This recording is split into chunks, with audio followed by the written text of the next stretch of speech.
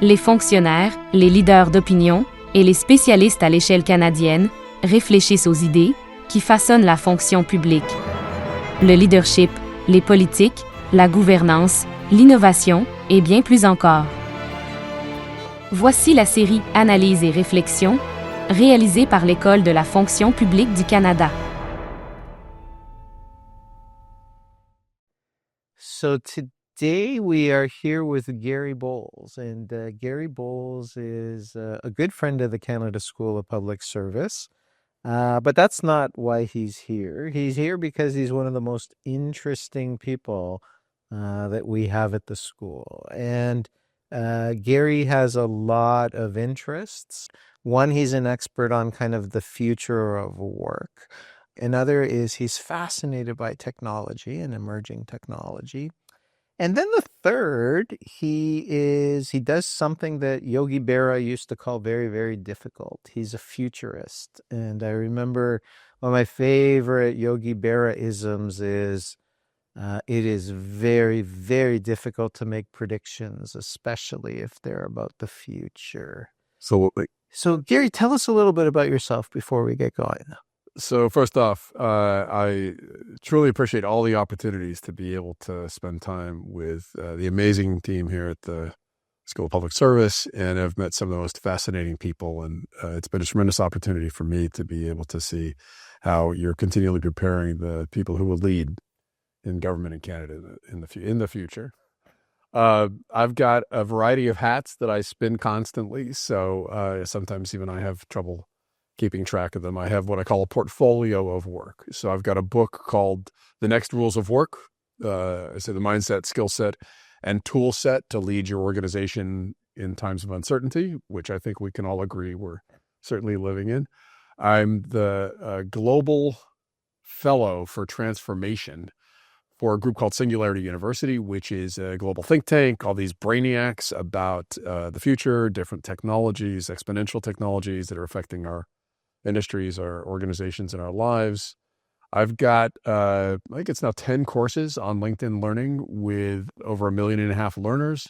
Courses like Learning Mindset, Learning Agility, which I've just updated for the age of AI. I'm rewriting 2 courses now on strategic agility and developing your future workforce in the age of AI. So the opportunity is for people to be able to see some of the ways that technology and world events are changing our world and how they can get ahead of it. Like, what are the strategies to be able to be continually relevant?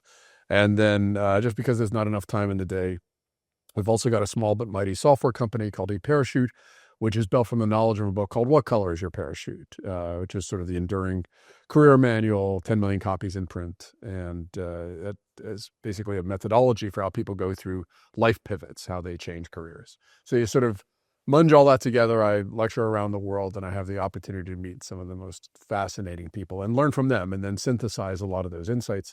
And happily, a lot of those are government stakeholders, from Brazil to Greece and beyond. So what are you hearing from people from Brazil and Greece? Is it a happy time? Are people having angst? Are people scared, confused? All the above. So if you distill, I'm not trying to simplify it, but if you distill people and the way that they often think about the future, which does generate for many people a lot of anxiety. I want them to be hopeful. I want them to see all the opportunity that can come. But if you distill that, first off, I find out that while people are inspired or at least could get some vision of longer term future threads or scenarios, what they really care about is tomorrow. The future they care about is, what do I do next? So that's why I call my book The Next Rules of Work. I sort of overuse the word next in a lot of what I write and talk about. But the basic premise, first off, is that people want to see a hopeful vision for the future, but they really want information that can help them to make good life decisions. There's just some peculiar ways that our brains work, which I'm happy to talk about. A lot of the cognitive biases that we have where we over-optimize for near-term decisions and are heavily optimized for them. And the second insight I want to offer is that even though there's specific examples of the ways that technology is changing work and learning and economies and organizations. The two things that really tend to impact people the most are the pace and the scale of change. So if change moved very slowly and affected a lot of people, we would all adapt. And if change didn't affect a lot of people, but it moved very quickly, those people would be directly affected, but a lot of people would be insulated from change.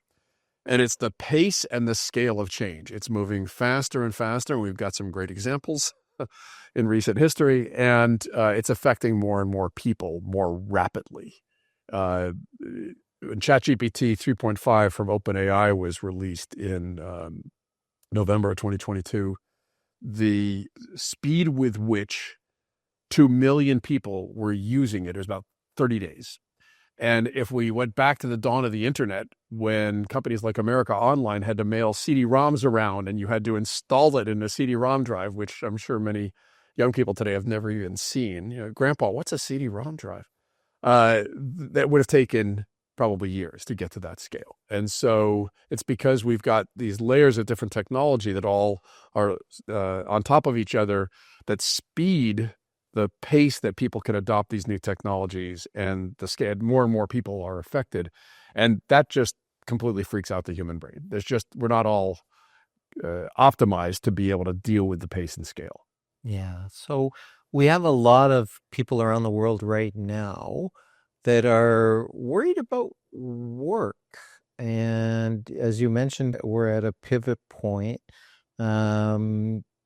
Not the first time in human history we've worried about work. We've worried about work during globalization. We've worried about work during kind of the automation. We've worried about work when we shifted kind of from muscles to other things. Talk to us a little bit, set the stage. What is work? What is this thing that humans are obsessed with?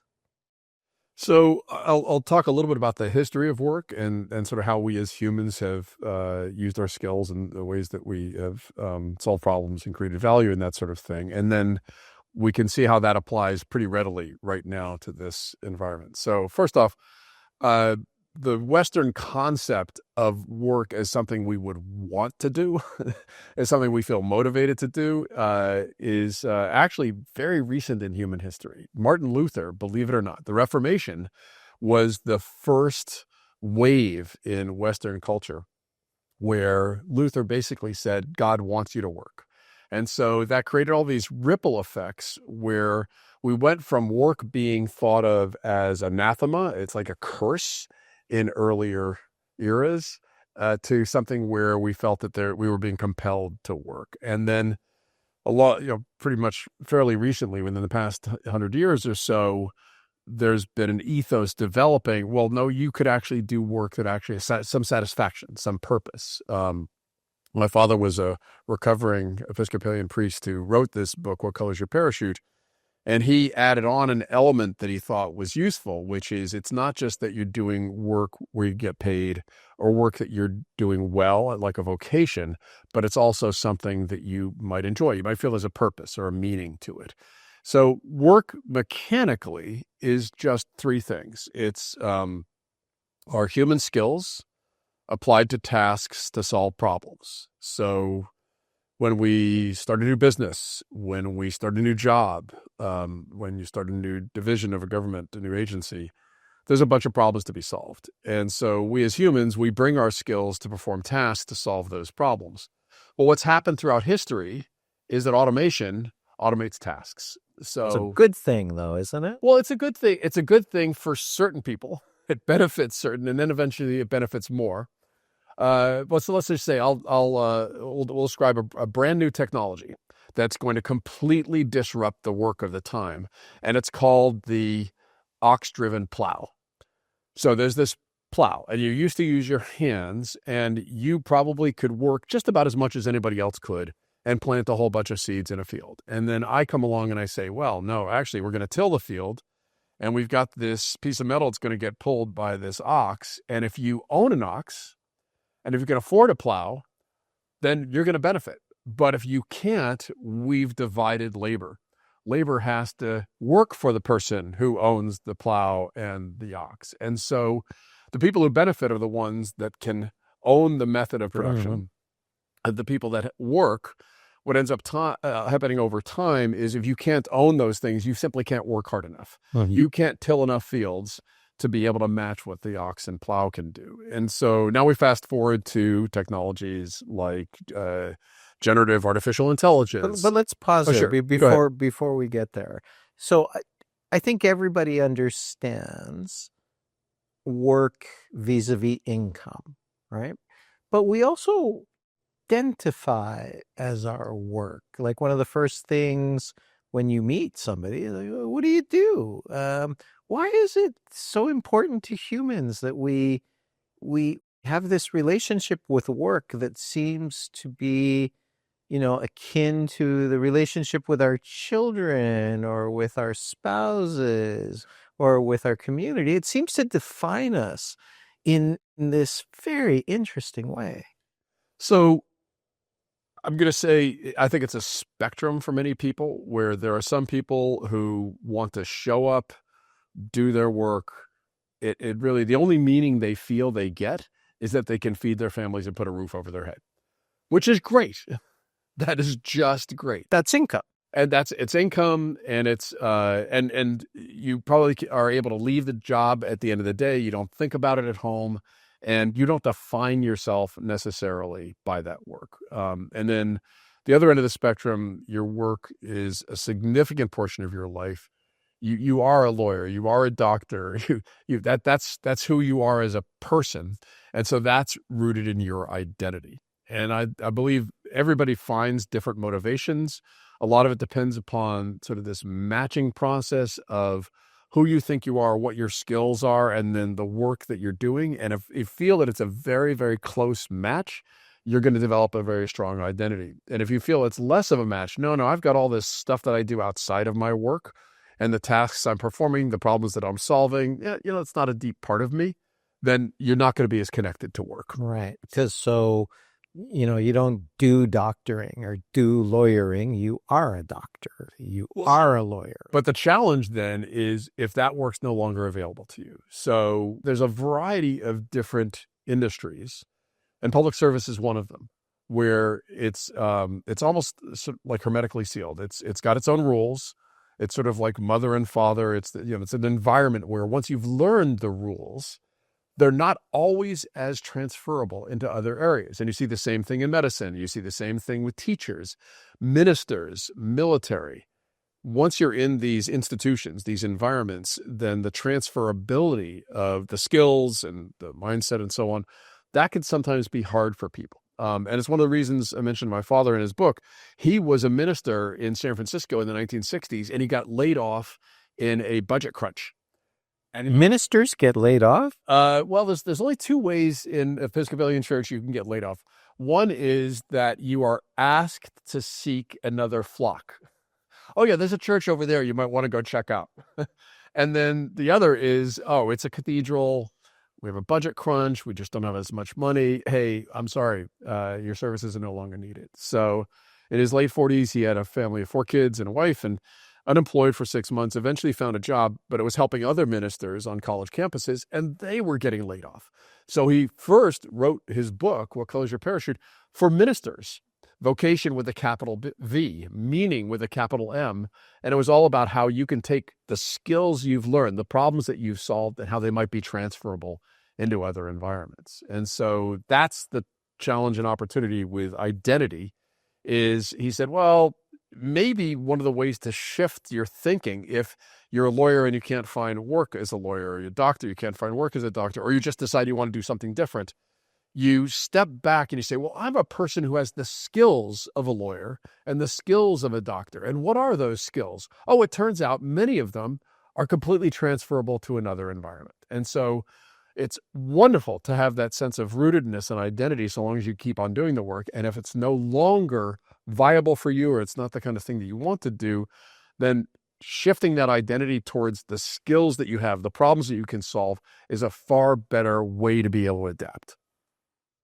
So let's move now to the elephant in the room, artificial intelligence. So we're, as humans, we are very, very used to machines and tools and automation, kind of taking tasks away from us, and in many cases, taking work that, a lot of people don't find rewarding, and making our lives a little bit easier. And then there's a period of disruption for the people that, used to, as you put it earlier, put seeds in the ground or try to pull things out that now the ox with a tool is doing.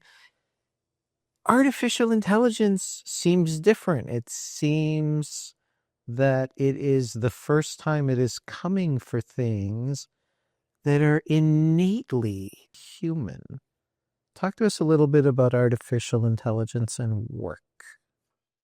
So, Singularity University, one of our founders is Ray Kurzweil, and I've had many fascinating conversations with Ray, and he and many others, and I've been lecturing for decades now, that there's going to be this technology that's going to come along, and it's going to have a lot of the capacity to perform tasks that humans have done, especially when it relates to language and what we sometimes call thinking. And so the internet, when it first really took off in the mid-1990s, many of the same predictions were made. It's this new technology. It's going to connect everybody. Eventually, all work is going to be completely disrupted. One of the greatest canaries in the coal mine was journalism. I'm a recovering journalist. I used to be the editorial director for 6 different technology magazines in the 1990s. And we predicted it's going to completely wipe out traditional journalism. Well, it did, but it's taken 30 years. So about half the employment that was in journalism is gone, has evaporated in the past 30 years, but far more jobs were created in what we think of as new media, right? And if you say, well, social media marketing, that was not a thing in 1995, a whole bunch of new jobs were created. But we got to go back to pace and scale. So along comes ChatGPT 3.5, and there have been other technologies that have had certain similar capacities, but that was sort of the leap forward in the same way that the Netscape browser was a leap forward in the beginning of the internet. There's this leap forward, and suddenly then we all say, wait a minute, this is doing things I used to just associate with human beings. Now, there have been technologies that have performed some of those activities and faked people out going back 30 years. There was something called Eliza, which was one of the first chatbots, and it was done with just text and on a computer, but it actually fooled people about 30 years ago. It was not unlike a conversation with ChatGPT 3.5 today. It just wasn't as versatile. So what ends up happening is these technologists have come up with a way to be able to basically hoover up a huge amount of human knowledge, right? So just think of this big digital hoover vacuum cleaner sucking up all this information and then throwing a bunch of algorithms at it. And then when we query it, spewing it back to us and typing it out, making it look like it's a human thinking a little bit, and then speaking back to us. But then it's performing these tasks we used to think, oh, only a human could write poetry. Only a human could generate these images. Only a human could write a book. And now we find that it's not in many cases great, but it's good enough. So it sort of fits this bar where people who might have hired freelancers before to do text writing and that sort of thing, they're probably going to outsource it now to the technology. So what happens over and over again is there's a reset period. We don't yet know what the real impact on work is. We know there's some near-term work roles where the technology is just really, really good. So customer service, for instance, a lot of customer service reps are having to either learn a higher skill set or they're going to have to shift to other work because a lot of it's going to be automated. And so we're just now figuring out what some of that work is. But it's important. There's two dynamics I want to make sure we're pointing out to people. The first is that what is different about this technology, significantly different, is that it can actually empower humans to learn new skills more rapidly, solve problems more rapidly. There's been a number of tests in different work roles. It actually empowers the less trained person more than the more trained person. And that's true in coding, That's certainly true in some of the image generation, in things like developing PowerPoint presentations and those sorts of things. It doesn't make the person who's really good at it that much better, but it makes somebody who's absolutely unschooled in it up to speed really fast. So that's the first dynamic, is these technologies will help us to do learning faster, to solve problems faster, and potentially to be able to do better paid work more rapidly. The other dynamic that's important with any technology to understand is robots and software don't take jobs. They just don't. They automate tasks, right? Human skills applied to tasks to solve problems. They're just automating those tasks. If all those tasks add up to a job, it's a human's decision, at least right now, if the job goes away. And so the companies where people are most affected are the organizations where there's skills that and tasks that are being performed that these new technologies can do. If they have a very inclusive mindset about keeping people in work and well-paid work and training them to be able to solve other problems and develop new skills, these technologies are really, really good at doing that. But if it's a company that is very shareholder driven and all it wants to do is just lay people off because it thinks it can be more efficient and make the remaining people more productive, they're going to lay people off under any circumstances.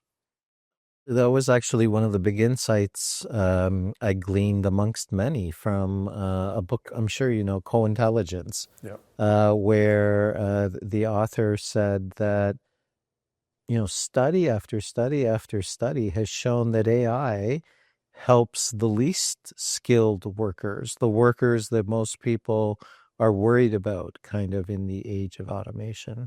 Let's shift now. We've set a little bit of the frame of work.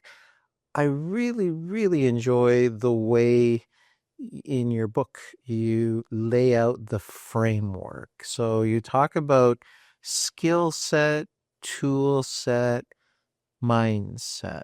Why don't you walk us through each of those in any order that you would find congenial?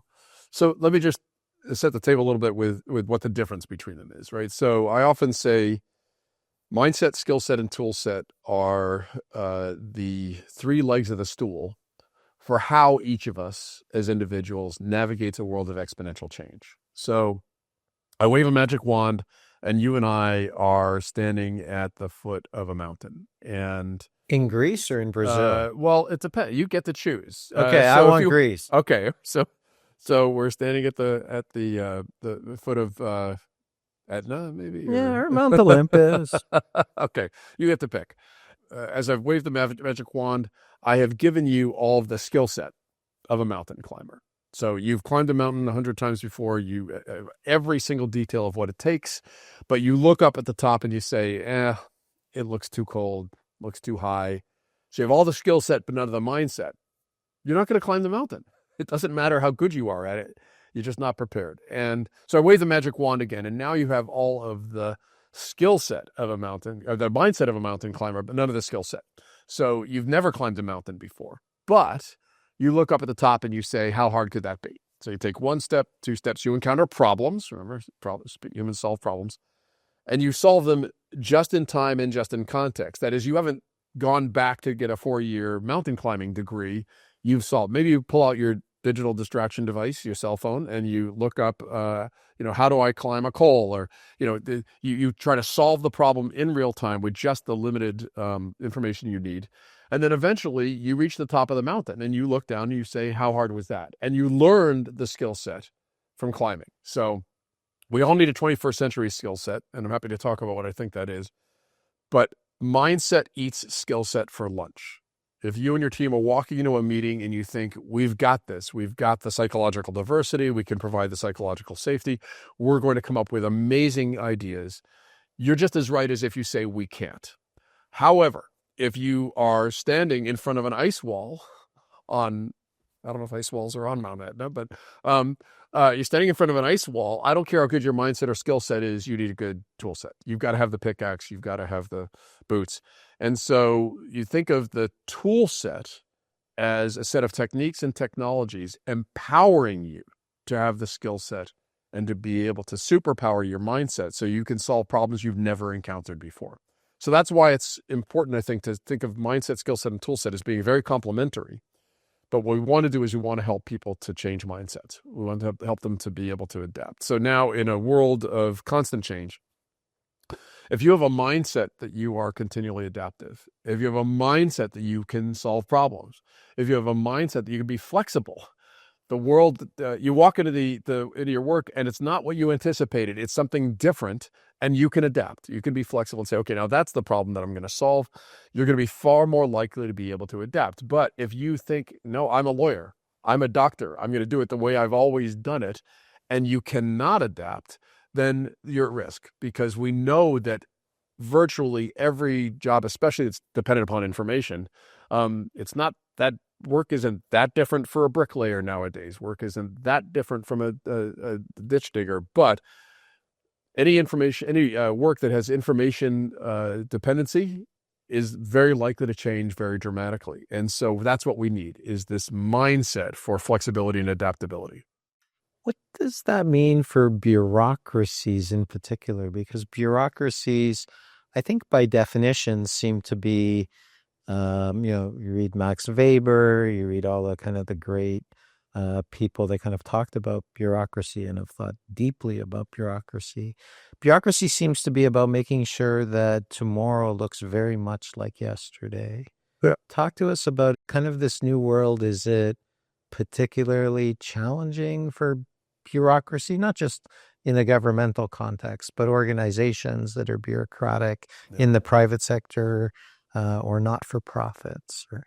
So I mentioned cognitive biases before, and one of my favorite collaborators is Dr. Evian Gordon, and he's got the world's largest brain database, and he's one of the most amazing, most knowledgeable people about the human brain. And so he has this database with literally tens of thousands of studies, and he's sifted all this information. And so I had lunch with Evian a while back, and I said, Dr. Evian, if you could distill down everything you know about the human brain, what is the one major takeaway? And he said, oh, that's very simple. It's only 2 words: safety first. That's what our brains are optimized for. When we all used to live on the savannah or in a forest, and we saw something moving in the distance, we would have to decide very, very quickly, is that my lunch or its lunch? Is that good for me or is it bad for me? And we have to do that over and over again. And what we do is we have all these cognitive biases that optimize for safety. We want to protect. If we have something, we want to protect it. And so what ends up happening with bureaucracies is there's a lot of really, really valid reasons as to why bureaucracies protect. In government service, you need laws, regulations, rules, because what are the assets you're protecting? It's the assets from your citizens, and it's the citizens' lives. And so we need to protect them. And so what we do is we put these layers upon layers of bureaucracy, rules, regulations. And the challenge, unfortunately, is that, as I'm fond of saying, it's often, you think of rules, regulations, bureaucracies as having sort of there's two instruments that they use. It's either I want to encourage you to do something. You can think of that as a lubricant, that's oil, or I want to discourage you from doing something, that's glue. And so what ends up happening in bureaucracies is all these layers of glue and oil, and it's very hard sometimes to figure out what you should do. And so what does safety first encourage you to do is, oh, you're just going to focus on protecting us. You can't do that. So what happens with public service is often, amazing people who want to be able to do good in the world are attracted to public service because they want to help citizens. They want to create a better life for people. And what they're entering into is a bureaucracy with a lot of these rules. And the mindset that is encouraged is one that wants to protect. And so the result often is you have to help people to be able to adapt new mindsets in bureaucracies, to be able to think of ways that you can actually still protect those assets, but you can move fast, you can solve problems more rapidly, and you can help more people. Now, I was going to close with, given that you're a futurist, I was going to ask you a question that I think you've answered throughout the interview, but maybe let's tie it up in a nice bow. Who owns the future? What types of characteristics will thrive in the future? What types of behaviors will not serve one well in the future? So I think it's a little ironic that I've been given the futurist label. I was longtime chair for the future of work for Singularity University before I expanded the remit to focus on transformation. And so I often shy away from the title by instead trying to show people, well, here's the through lines that I see, and you can map it out for yourself, right? So I'll tell you, just based on past and especially recent experience, a couple of things are probably quite true. Pace and scale of change is not going to slow down. My friend Shelley Palmer, who is a futurist, he says, today is the slowest day of the rest of your life. You're going to be telling your kids, I remember when we didn't stick a chip in the back of our heads and call flying Uber. So it's going to keep on changing. It's going to affect lots and lots of people more rapidly. So what we need is to, as often as possible and as much as possible, where we heavily indexed on safekeeping, which is often called a fixed mindset, which sounds kind of negative, but it's perfectly understandable. If you liked yesterday and you want today to be like, tomorrow to be like today, that's perfectly wonderful. It's just that in a world of exponential change, it doesn't always mean that we can adapt. So I suggest a couple of things. The first is practicing your mindset change. How can you develop a more flexible, a more growth-oriented mindset? How can you as an individual continually empower yourself to be able to learn new skills, solve new problems? Second is, how can you help others? Because that's how you learn, how you demonstrate, by showing others the way to be able to continually adapt. And then the third is, it's a tool set. It's very likely we're all going to have to learn to use it. If I had told you 15 years ago, there's going to be this device we're all going to carry around, this digital distraction device, and it's going to have your life on it. You're going to learn all these apps. 15 years ago, most people would have said, I don't want the thing. But everybody's got them nowadays. And it's going to be exactly the same with this new tool set. So if you can not see it so much as a disruptor, but instead the ways you can use it to learn more rapidly, to be able to solve problems in new ways, to help others to solve problems in new ways, the more you're going to be prepared for the future. Gary Bolles, most people in life are very, very fortunate if they have one gift. You have at least two. The first is you have an insightful, curious mind. And the second is you can communicate that insight and that curiosity in ways that even dullards like myself can understand. And the third is that I've built great friendships with people like you. Oh, that's very kind. Thank you so much for taking the time today to talk to us, as always, at the Canada School of Public Service. And I know that people will take many, many insights away from this conversation. Thank you. Oh, thanks. Thank you.